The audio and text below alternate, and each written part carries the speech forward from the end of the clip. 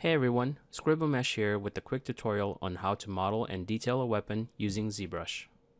This lesson is part of my Undead Orc tutorial, so if you like this video, please check out my other tutorials on this series. I'll be using my own custom ZBrush UI and hotkeys in this tutorial, so if you are new to ZBrush or unfamiliar with the UI, please go ahead and download my UI and hotkey files for free so you can follow along with ease. With that said, let's go ahead and get started with the tutorial. To start off, I'm going to go ahead and append a cube, then select that cube and hold Shift and press F, and you'll notice that there's a lot of edge loops on this cube. We're going to go to Tools, then to Initialize, and make sure the X is on 2, Y is on 1, and Z is on 1, and press Q cube. Now let's go ahead and zoom in on that cube and press W to bring in the gizmo. Let's position that to the base and move this pivot point by holding Alt and moving that pivot point over. Okay, once you have that, go ahead and extend that to the Z scale. And let's go on to that top view real quick and then scale that on the X axis. All right. Make sure it matches the reference. There we go. Let's go ahead and isolate this blade here real quick and go to our transparency. Then we're going to use our Z modeler tool, hover over an edge and choose insert and single edge loop. And let's add a edge loop right there. And we'll go ahead and hover over a point now and choose move and infinite depth. Make sure active symmetry on the x-axis is turned on doing this. We'll just move these points over here to start off, and we're going to add an edge loop and move the point and start doing that curve that you see on the blade. So I'm just going to move points and add edge loops where it's needed. I want a nice curve to this edge of the blade, so I'm going to add a couple more. And then move these points as well so it has that nice curve on the bottom. And we're going to add a couple more edge loops on this part right here. And I will just adjust these real quick and then add one more here. And then move these points. And we're just going to adjust a couple more and make sure that the curve is nice and smooth. So we're just adjusting these. And add another edge loops here, and let's go ahead and turn back on the rest of the subtool and add edge loops here. And we're adding these edge loops on the edge to make sure that it doesn't penetrate or doesn't stick out when we're doing the next part over.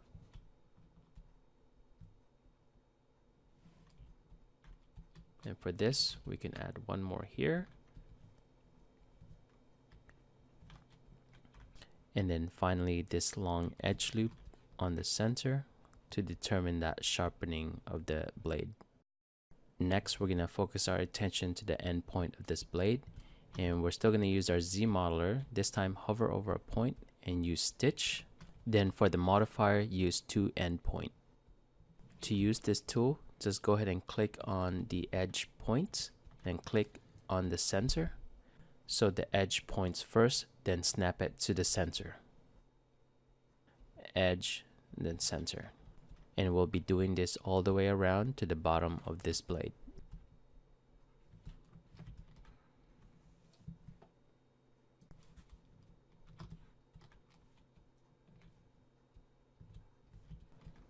Then let's go ahead and zoom in on the pointy end of this blade, and we're going to merge these edge loops to this point and this one as well.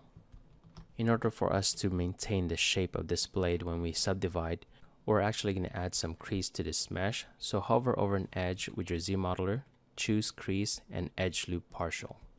And we're just going to add some crease to where it's necessary. So for instance here, and then for this transition, and also the actual sharp edge itself.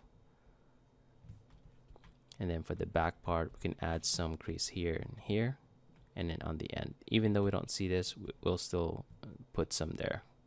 And as a test, If you press D, you'll go into dynamic subdivision, and this would actually smooth it out, and you'll see the preview on what it looked like if you add an actual subdivision level to this.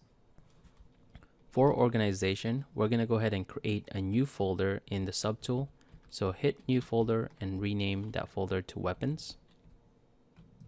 Next, we're going to append a cube and then select that cube.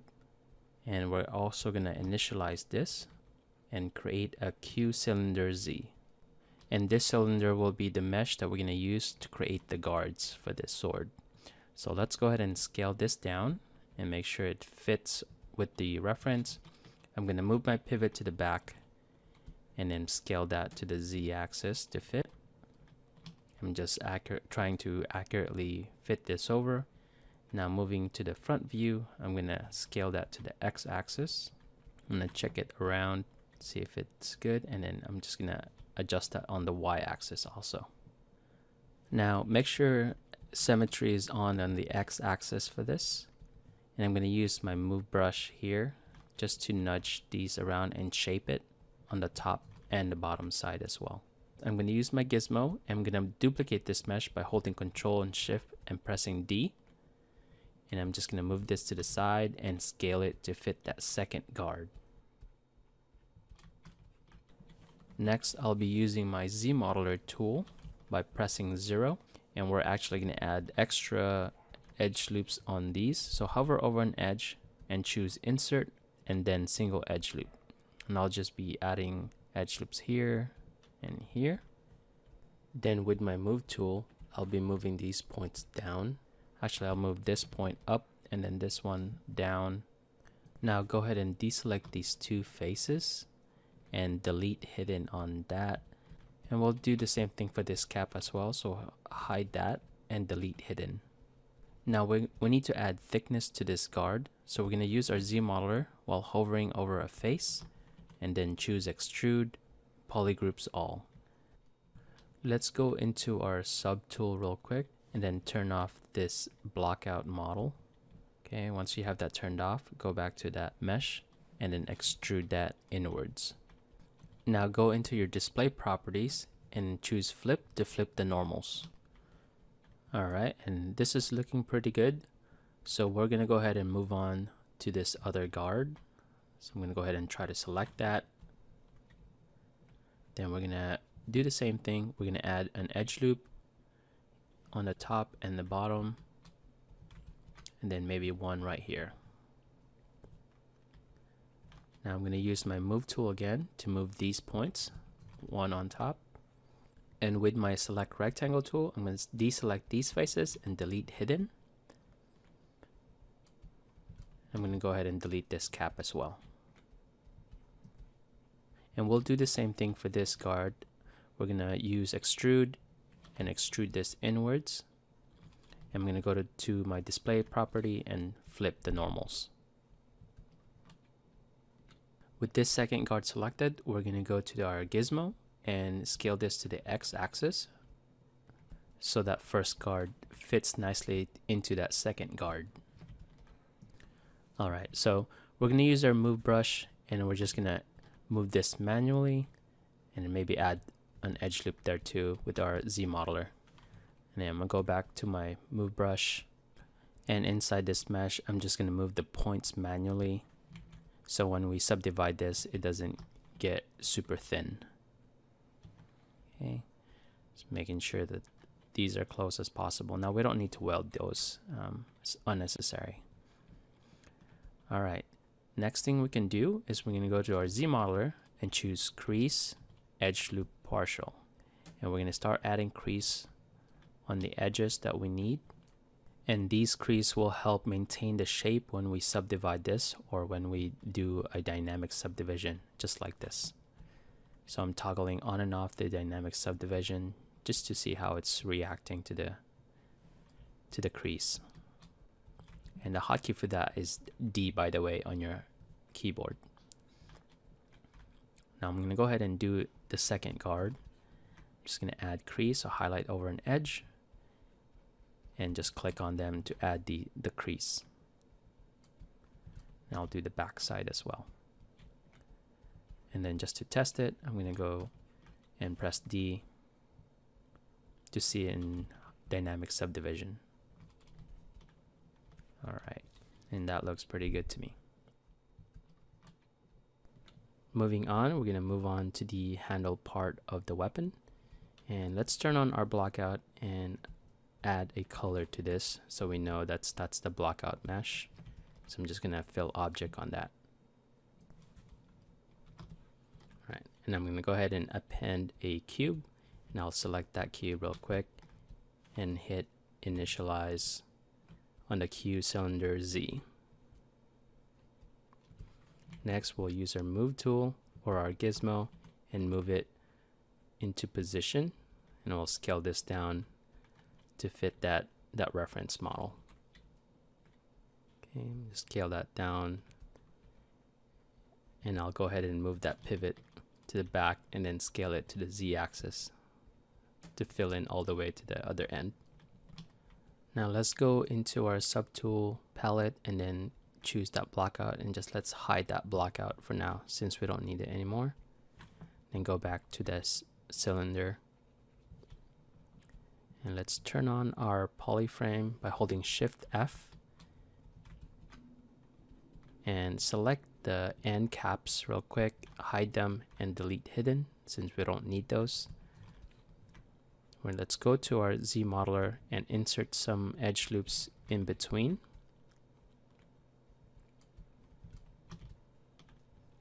And let's go ahead and append a cube. And let's go ahead and append a cube and go to our initialize and hit Q cylinder Z again. And let's move this to the back. And this will be the end cap for our handle. Let's go and turn on our handle reference so we can match this correctly to the proportion and the length that we want it to be. So I'm just going to scale this down with my gizmo and move it to position. I'm going to move my pivot to the left side and scale that to the Z axis to make this longer. With your Z modeler brush, use insert and insert an edge loop here and here, and we're going to select the two rings and auto group this so it has its own polygroup, and we'll use extrude polygroup all, and we're just going to extrude the green part outward. To cap this handle, we're going to append a sphere, and let's select that sphere real quick with our gizmo, and we'll rotate this 90 degrees and move this to position. So we're just going to scale this down so that the sphere can fit nicely on this cylinder. Just going to move this aside and then scale it down. And then we're going to squeeze this on the Y axis so it's actually has that nice convex shape to it. Now we're going to go back to our Z modeler and choose crease, and we're going to crease this cylinder and add crease where it's needed. All right, whoops, here we go. Then I'm going to press D to turn on my dynamic subdivision, and we can scale this cylinder to fit. We could scale it up a little bit more and then pull this out. Okay, now going back to our handle, so let's select that. We're going to start working on the straps for this, so make sure you have that selected. We're going to actually duplicate this mesh real quick, so hold Control and Shift, then press D to duplicate. Then for that duplicated mesh, we're going to scale this inward so it's small, and this will be the beginning of our straps. All right, now we can hover over a face with our Z modeler and choose extrude and polygroups all, and then extrude this inwards and go to our display and flip the normals on that. With our move brush and active symmetry X turned on, we're gonna pull this up, and we can scale our brush real quick, and on the bottom we'll pull that down and then maybe adjust the length of this, just shaping this up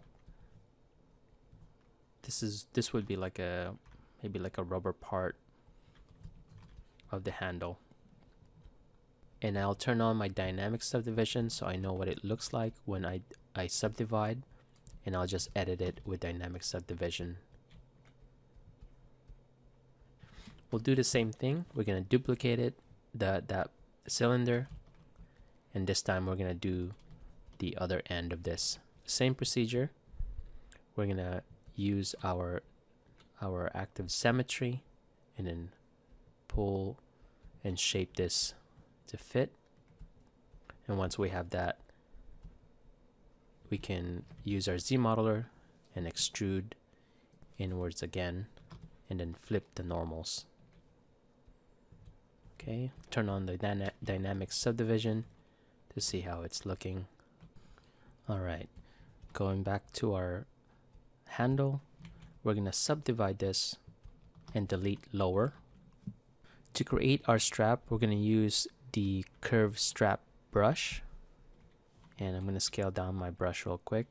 First, I'm going to draw a line and then hold Control and Shift, then let go of my left mouse button.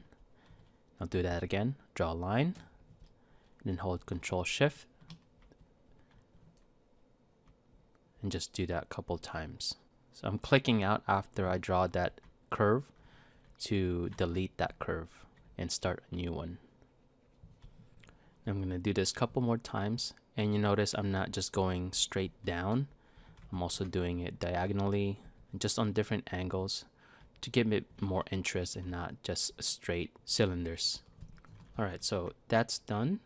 What we're going to do next is we're going to isolate that cylinder and split hidden, so the straps are its own subtool, and then the base cylinder itself is its own subtool. Now let's go ahead and select that base cylinder again and subdivide this a couple times. And then go back to the straps subtool.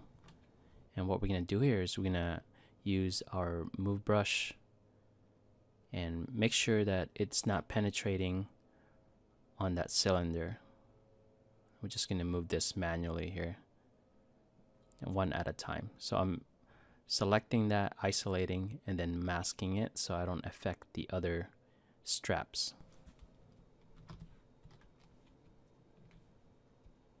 Okay, make sure you get it all the way around and not just on one side. So I'm going to isolate, mask, and then I can move that without affecting the other straps. So I'm going to go ahead and do a couple more and adjust them manually, and afterwards I'm going to go ahead and fast forward so you can see the end result of the blockout. And here we are with the last strap being adjusted. And to finish off our base mesh, we're going to create the wrappings around the metal blade. So let's go ahead and select the blade subtool, and we're actually going to subdivide this a couple times. So hold Control while pressing D to subdivide, and I'm going to put mine all the way up to subdivision 5. And to create our wrappings, we're going to use mask lasso tool, and we're going to create and mask out a small strip on the blade.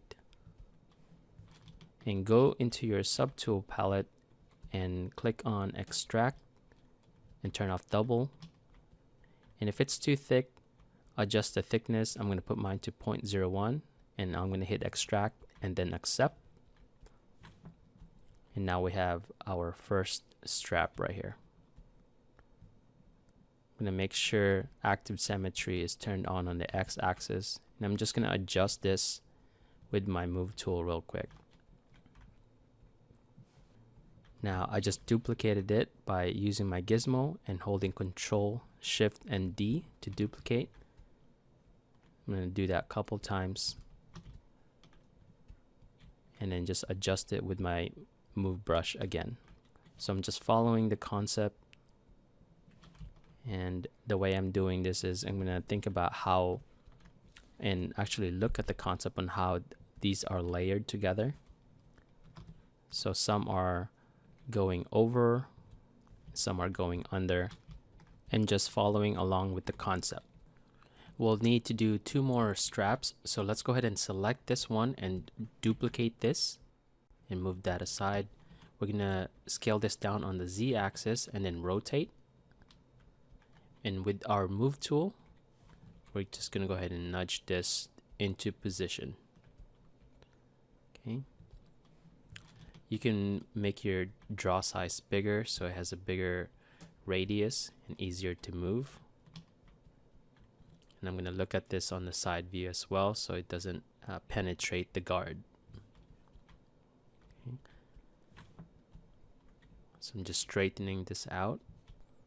Alright, so the next thing we can do is to assign materials to every element on this sword. So starting with the blade itself, let's go ahead and select that, then choose Metal 01, change the value, press mRGB, then fill object. And we'll do the same thing for the straps on the blade. So select one, let's change the value and choose basic material for this one. And we're just gonna do it for every single one of these straps right here. And then for the guard, I'm gonna lower my value and use basic material, then fill object. For this one, this back part, I'm gonna use metal, the Metal 01. Just assign that to that.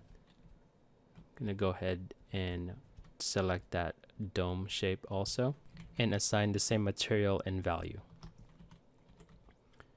And then finally for these straps, we're gonna change to basic material and lower our value and fill object. I'm gonna select the other end too and fill object. And then finally the straps,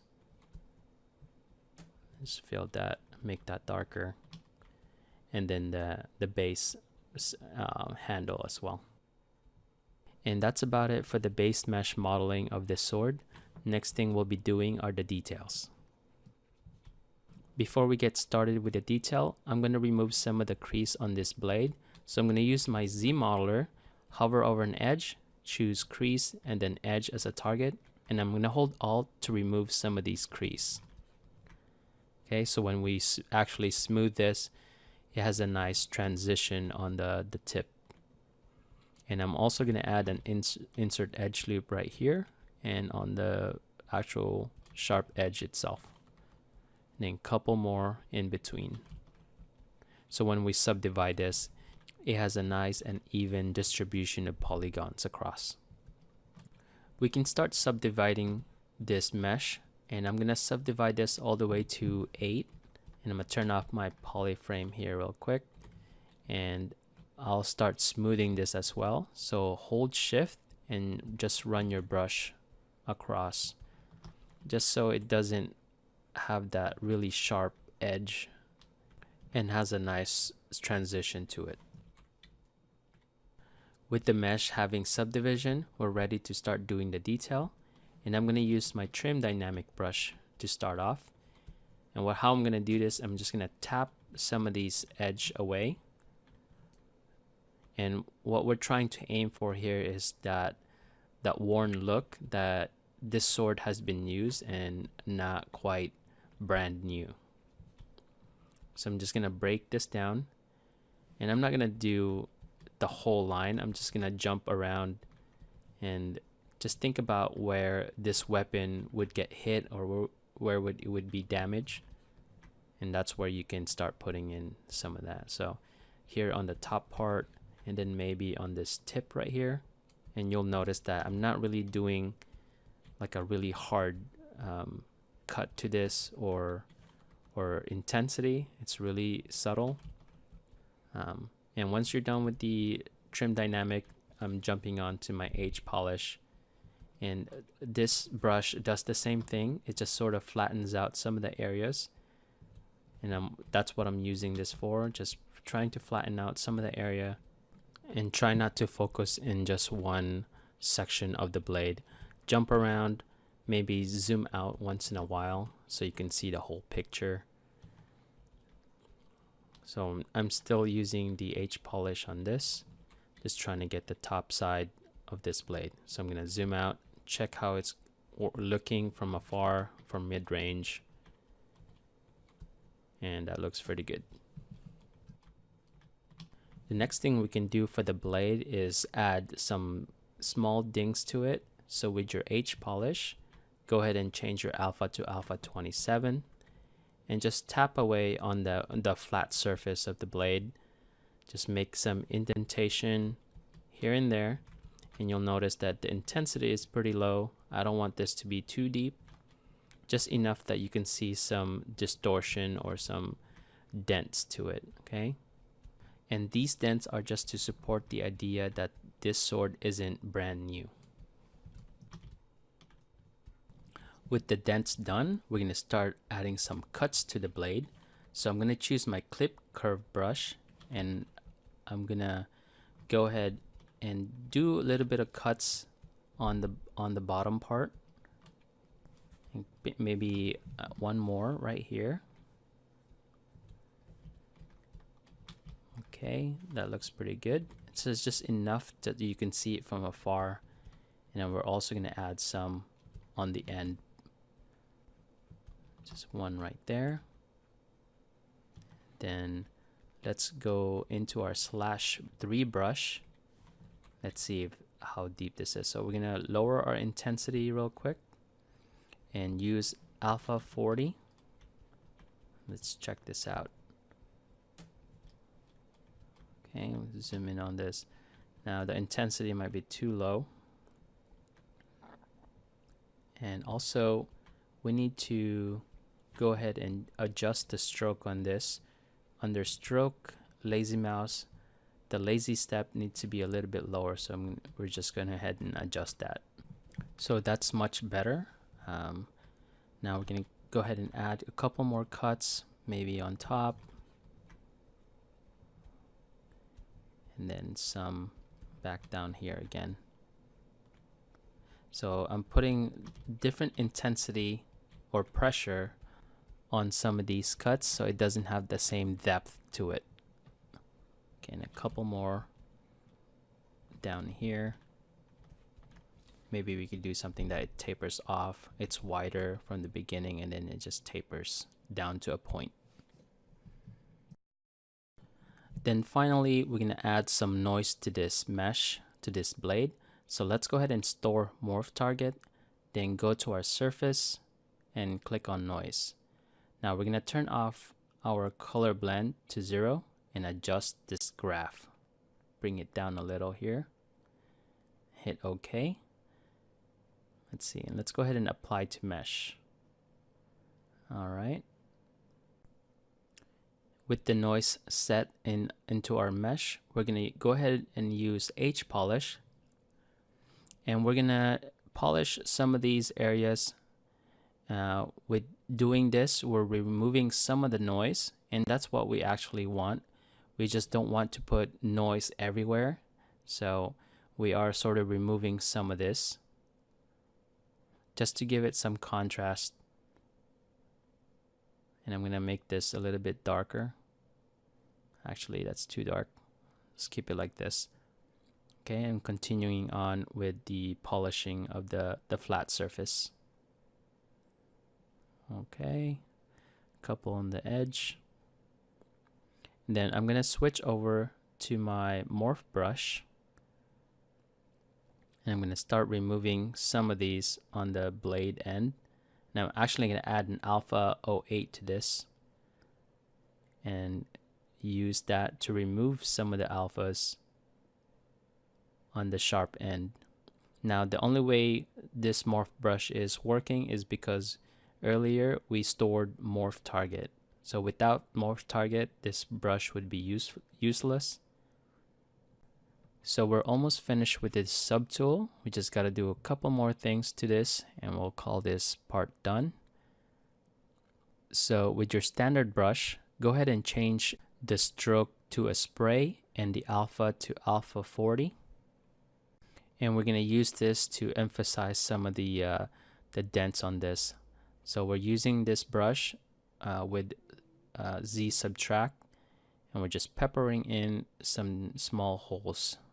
All right, so next we're going to go and use our clay buildup, or press 3 on your keyboard, and we're just going to dent some of this up and emphasize the damage on this sword.